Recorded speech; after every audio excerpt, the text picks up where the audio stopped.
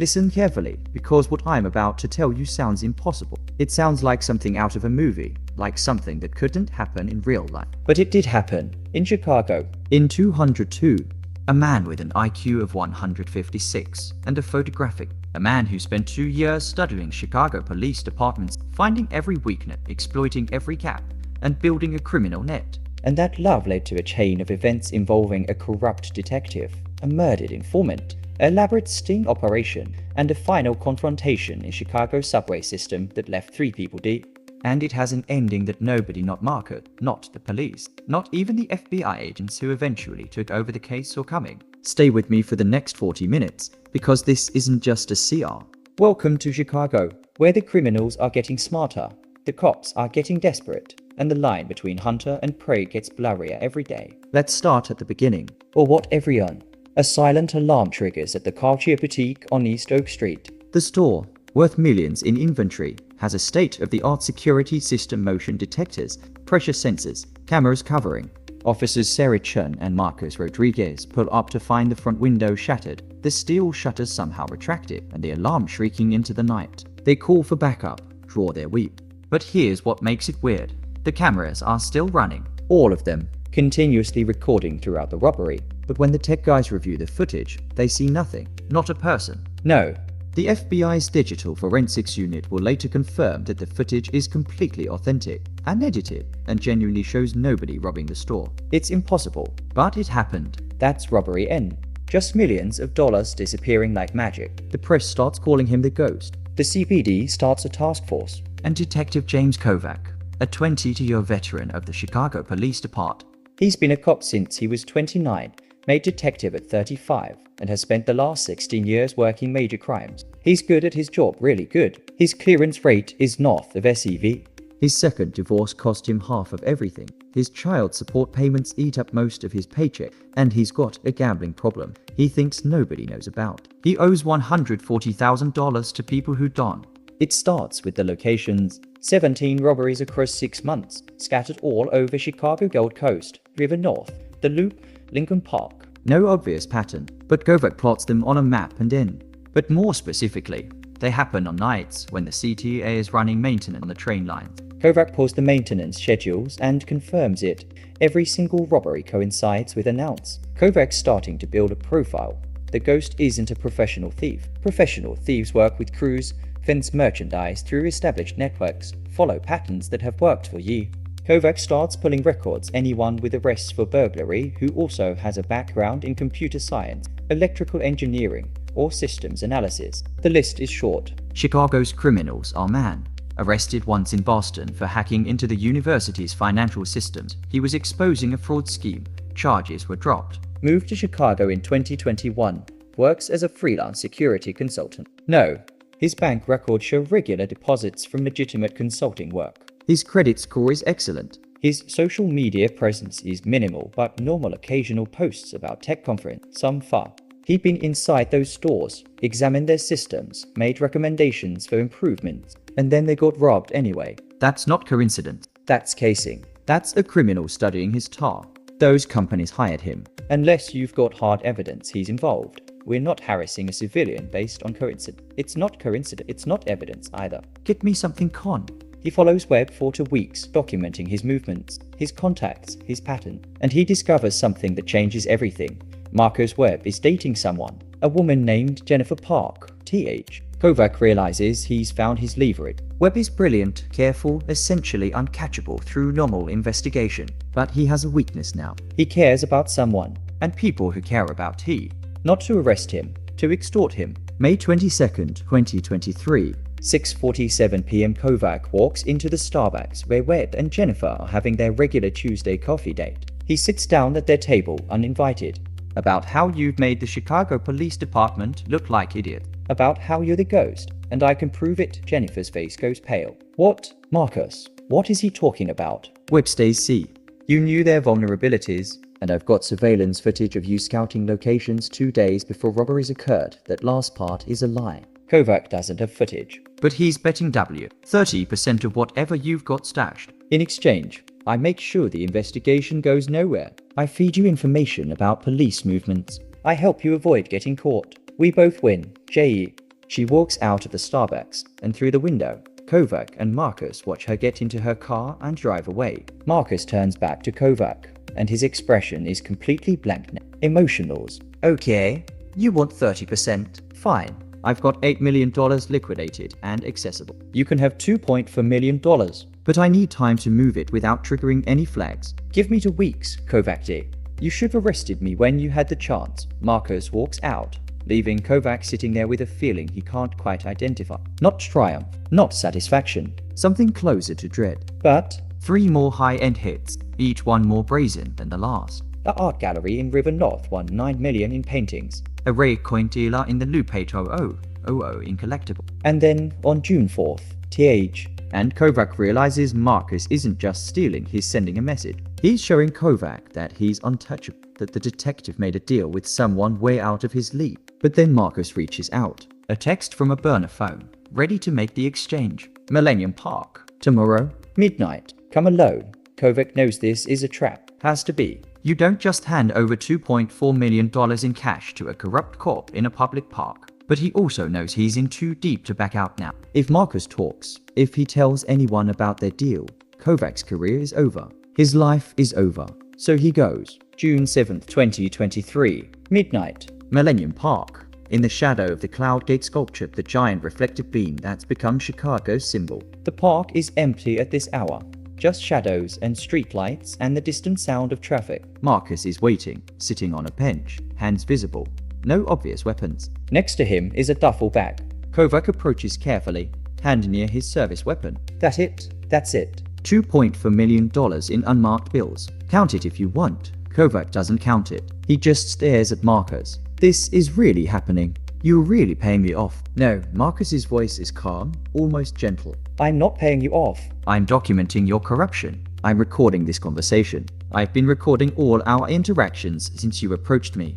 Audio, video, everything. And in about 30 seconds, FBI agents are going to emerge from 4 different directions and arrest you. Kovac's blood turns to ice. You're lying. I'm not. You threatened to expose me unless I paid you. You attempted to extort a civilian. You're a corrupt cop, Detective Kovac, and I'm the confidential informant who's going to bring you down. Kovac's hand moved toward his gun, but he freezes when he hears footsteps. Multiple footsteps. And then voices calling out, FBI. Hands where we can see them. Nobody move. 8 agents approaching from all sides, weapons drawn. Kovac's surrounded, trapped, finished. But he's confused. You're working with the FBI? You're not the ghost. And that's when Marcus delivers the twist that changes everything Kovac thought he understood. Of course, I'm the ghost, detective. I'm absolutely guilty. I've stolen over $20 million in the past 8 months. But the FBI doesn't know that. They think I'm an innocent consultant you tried to shake down. They think you fabricated evidence against me to extort me. They think you're the bad guy, and I'm the victim. Kovac's mind reels. But the recordings are edited, selectively edited to make you look guilty and me look innocent. You ever wonder how I made security cameras show nothing during my robberies? Same technology, detective. Video manipulation. AI-generated edits. I can make footage show whatever I want.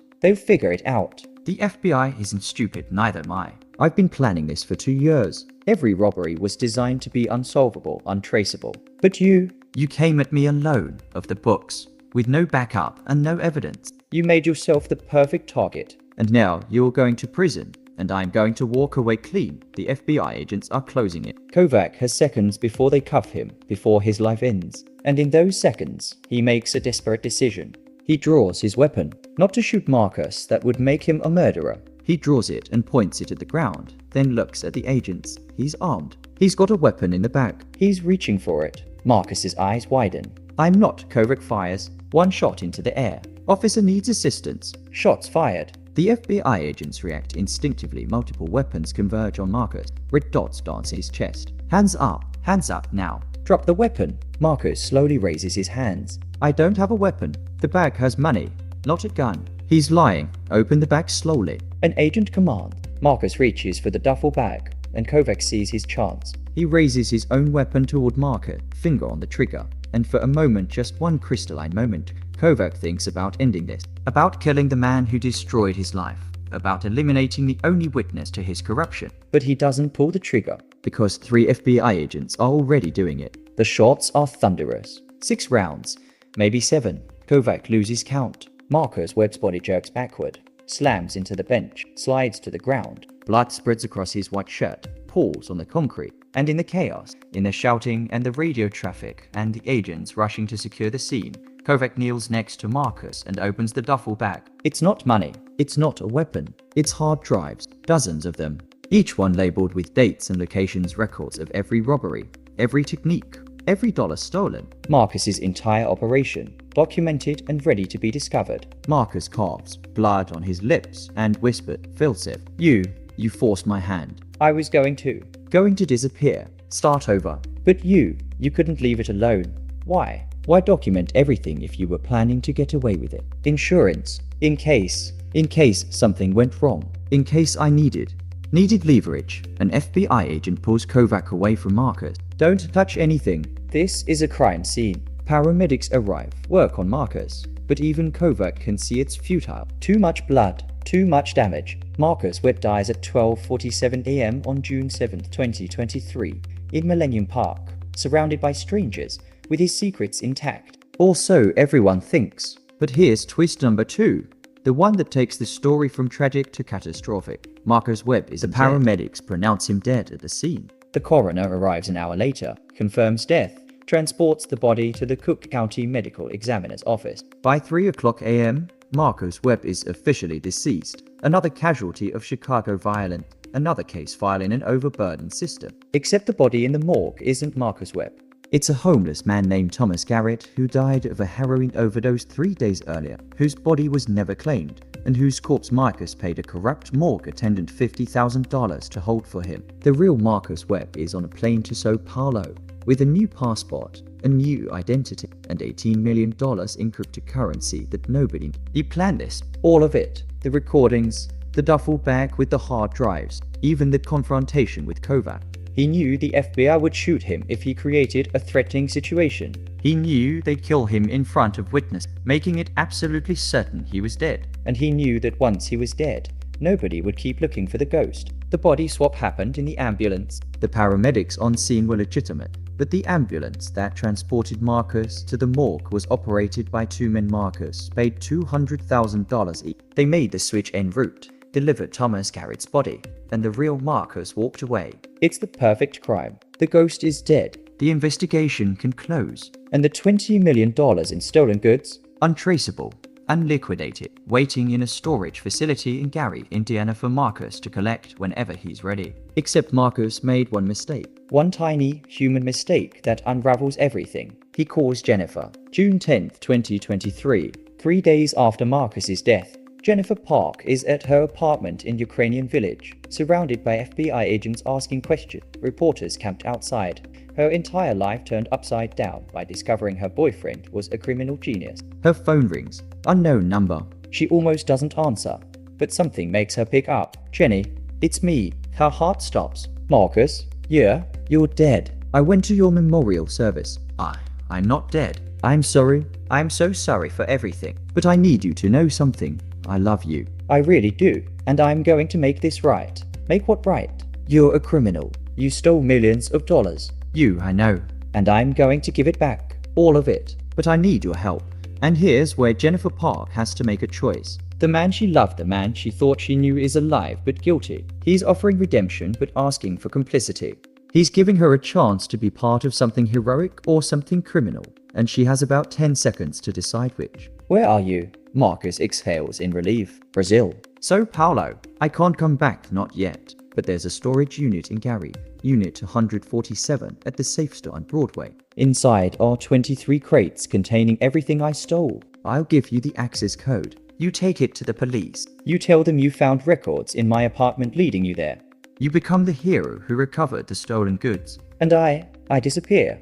Why? Why steal it if you're just going to give it back? Because I wanted to prove I could. Because I wanted to beat a system that felt rigged. Because I was angry and brilliant and stupid. But Jenny, I never wanted to hurt anyone. And I never wanted to hurt you. So this is me making it right. This is me choosing you over the money." Jennifer is crying now. "I can't. If I help you, I'm part of this. I'm an accomplice. You're not. You're the victim who discovered evidence. You're the good person who did the right thing. I'll never contact you again. You'll never see me again. but you'll know that the man you loved wasn't entirely evil, that he was capable of redemption, even if he didn't deserve it. Marcus, the code is 847,392. The unit is paid through the end of the year. Go tomorrow. Bring the FBI. End this. And Jenny, thank you for everything, for showing me what it felt like to be human again, even if only for a little while. He hangs up. Jennifer sits in her apartment, phone in her shaking hand,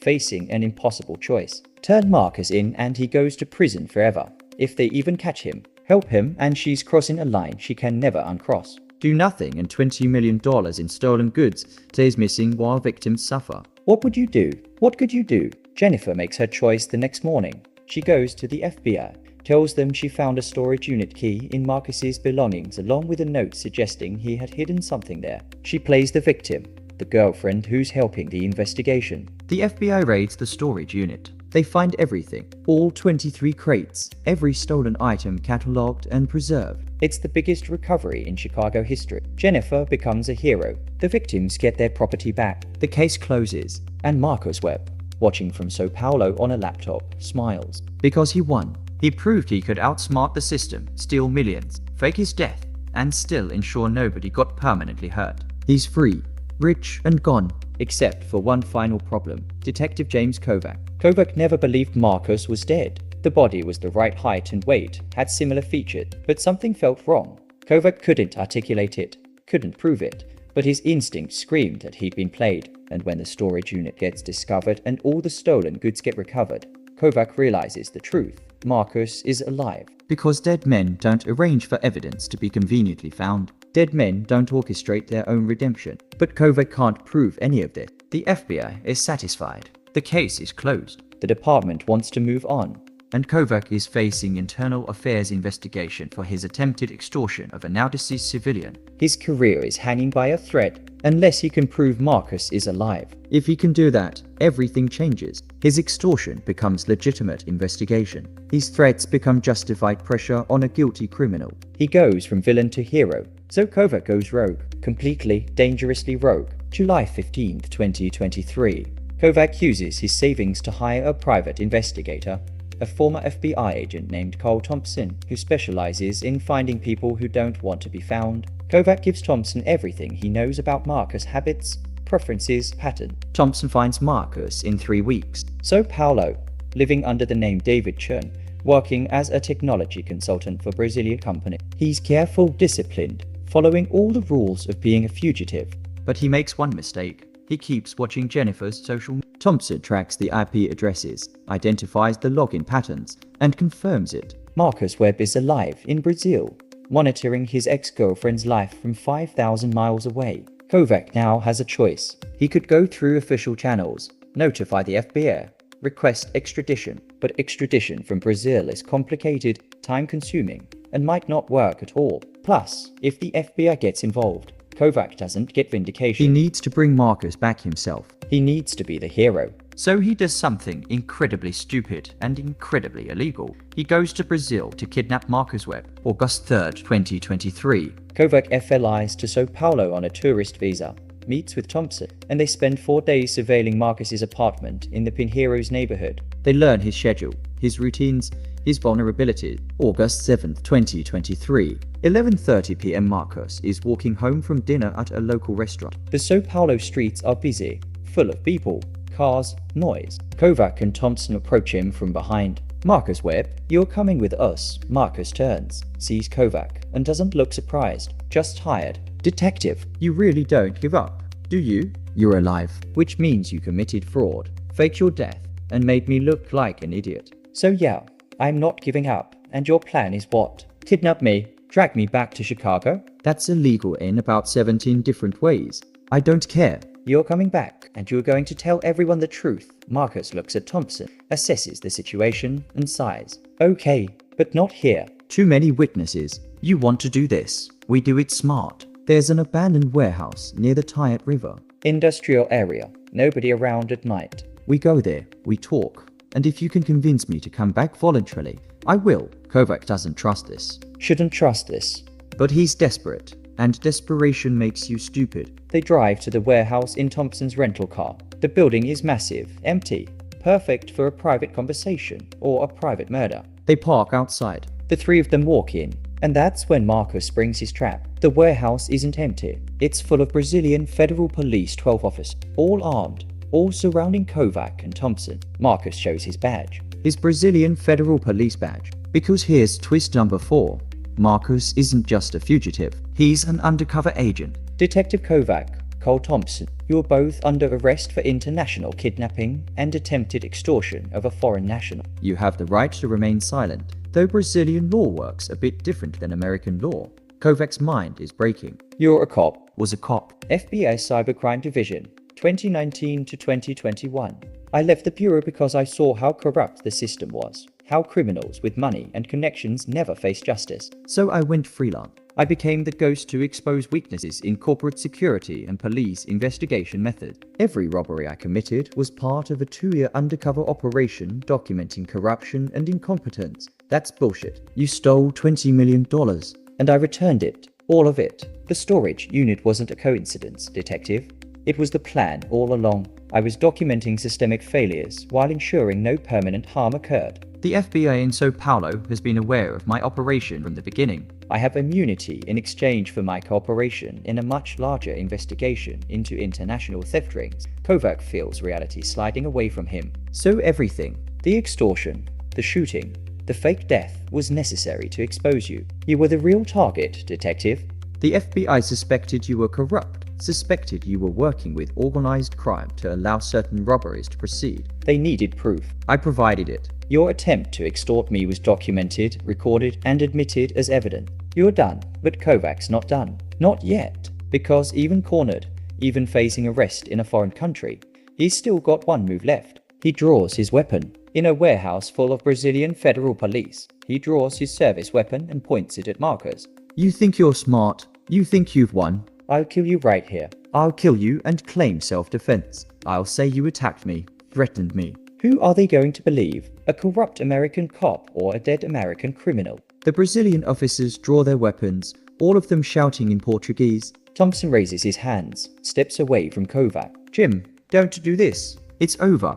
It's not over until I say it is. Marcus doesn't move, doesn't flinch, just looks at Kovac with something like pity. Detective, you're not a killer. You're a desperate man who made bad choices. But you're not a murderer. Put the gun down. Let this end without more bloodshed. You destroyed my life. No, you destroyed your life. I just documented it. And here's where the story reaches its climax. The moment where everything that's been building for 8 months comes crashing together. Kovac's finger tightens on the trigger. He's going to do it. He's going to shoot Marcus and deal with the consequences later. But before he can fire, Jennifer Park walks into the warehouse. She shouldn't be here. She's in Chicago, safe, out of this. But she's not. She's in Sao Paulo, in this warehouse, having flown here after Marcus called her one more time and told her the truth. Told her about the operation, about his real identity, about the endgame. Jim, don't. Jennifer's voice cuts through the tension. Please, he's telling the truth.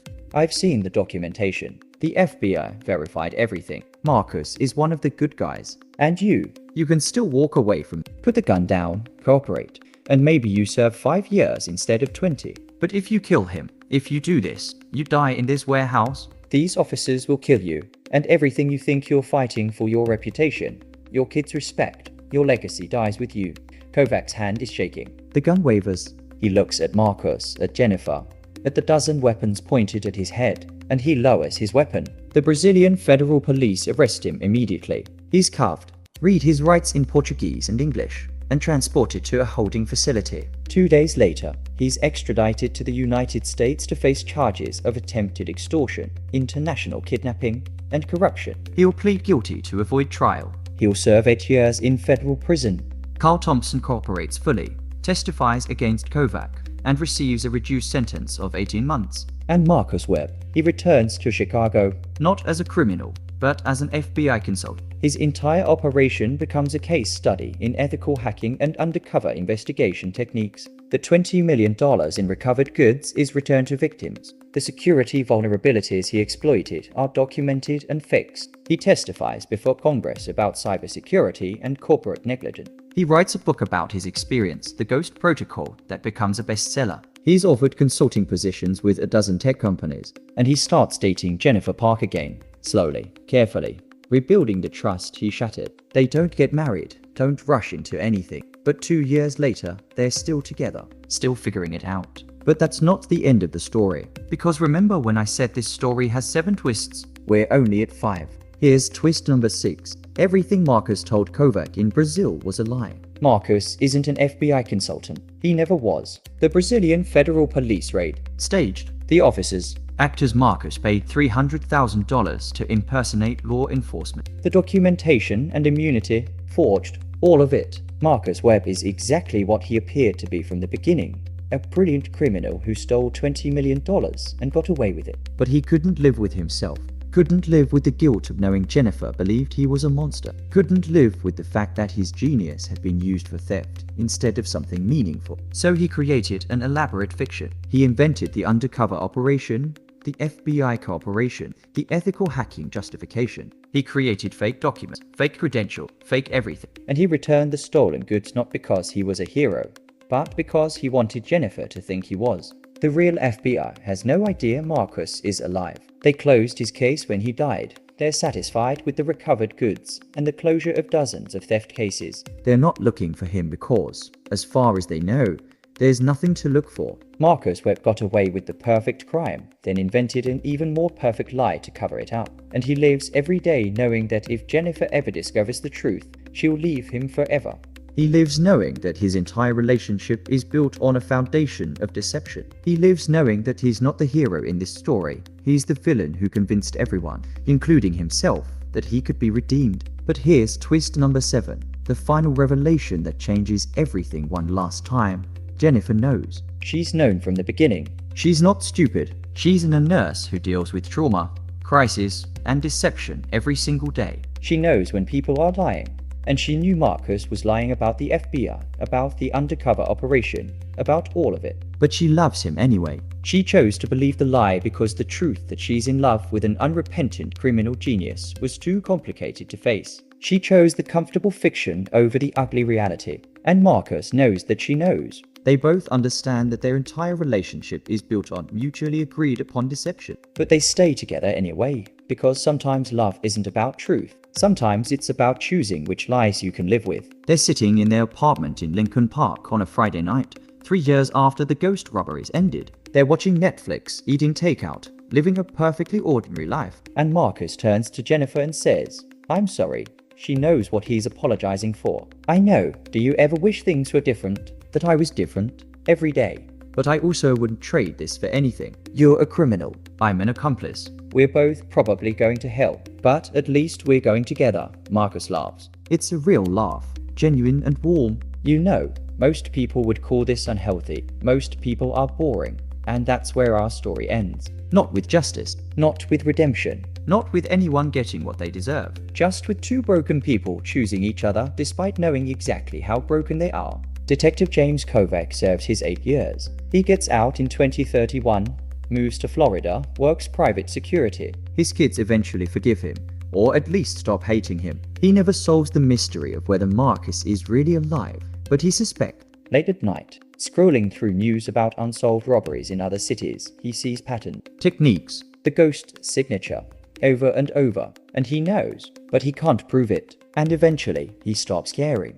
The FBI never figures out that Marcus is alive. His fake death holds up under scrutiny because he planned it too well. Thomas Garrett's body was cremated. DNA analysis was never ordered because there was no reason to doubt the identification. The case is closed. The books are balanced. The real Marcus Webb lives in Chicago under his real name, working as a legitimate security consultant. Sometimes he helps police departments identify vulnerabilities. Sometimes he testifies as an expert witness. He pays his taxes, follows every law, lives an absolutely spotless life, except once every couple of years, when he gets bored or restless, or when he needs to prove to himself that he's still the smartest person in the room, he plans a robbery. Nothing major, a jewelry store in Miami, an art gallery in Seattle, a rare book dealer in Boston. Just enough to keep his skills sharp. Just enough to remind himself who he really is. And Jennifer knows. She doesn't participate, doesn't help, but she knows. And she stays, because she loves him.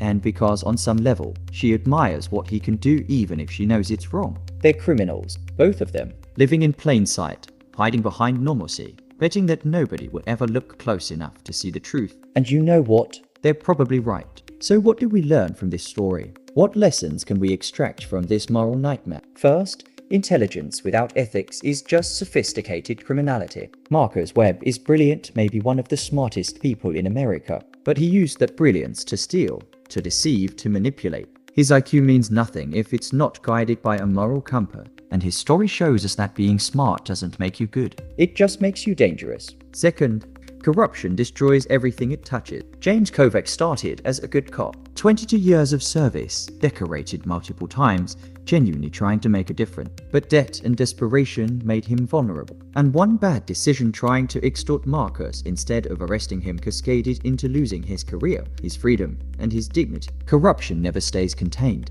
It spreads like cancer, destroying everything around it. Third, the criminal justice system can be beaten. We want to believe that the good guys always win, that justice prevails, that criminals get caught. But the truth is more complicated. Smart criminals with resources and planning can absolutely get away with major crimes. Marcus proved it. He stole $20 million, faked his death, and lived happily ever after. The system isn't perfect. The cops aren't omniscient. And sometimes the bad guys win. Fourth, love complicates everything. Marcus's entire scheme nearly fell apart because he loved Jennifer and couldn't stand the thought of her thinking he was evil. Jennifer's complicity exists because she loves Marcus and can't bring herself to turn him in. Kovacs' desperation stemmed partly from love for his children and wanting to provide for them. Love doesn't make people better. It makes them more human, which sometimes means more capable of justifying terrible things. Fifth, truth is negotiable. We like to think truth is objective, absolute, unchanging. But this story shows us that truth is whatever people agree to believe. Marcus created a false narrative about being an FBI consultant. Jennifer accepted that narrative even though she knew it was false. And together, they live in a shared fiction that's more comfortable than reality. Truth isn't discovered, it's constructed. And sometimes, the lies we tell ourselves are the only things that make life bearable. But maybe the most important lesson is this. There are no heroes in this story. Not Marcus, not Jennifer, not even Kovacs in his way. Just complicated people making complicated choices in a complicated world. And maybe that's more honest than the stories we usually tell ourselves about clear good guys and clear bad guys. Marcus Webb is still out there, probably living in Chicago, probably planning his next robbery, probably loving Jennifer and hating himself and being exactly as broken as he's always been. And the Chicago Police Department? They think they solved the ghost case. They recovered the stolen goods,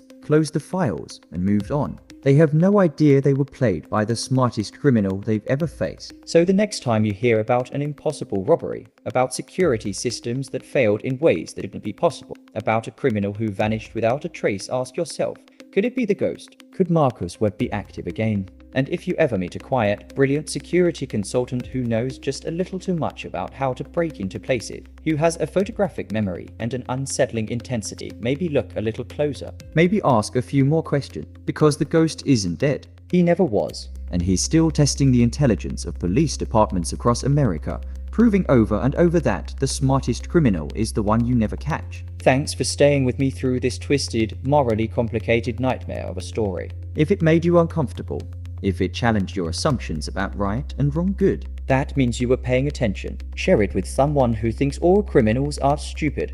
Share it with someone who thinks all cops are heroes. Share it with anyone who needs to remember that reality is more complicated than we want it to be. And remember, in Chicago, when criminals test the intelligence of the police department, sometimes the criminals win. And sometimes that's exactly what they deserve. Or maybe nobody deserves anything, and we're all just doing our best in a world that doesn't make sense. You decide.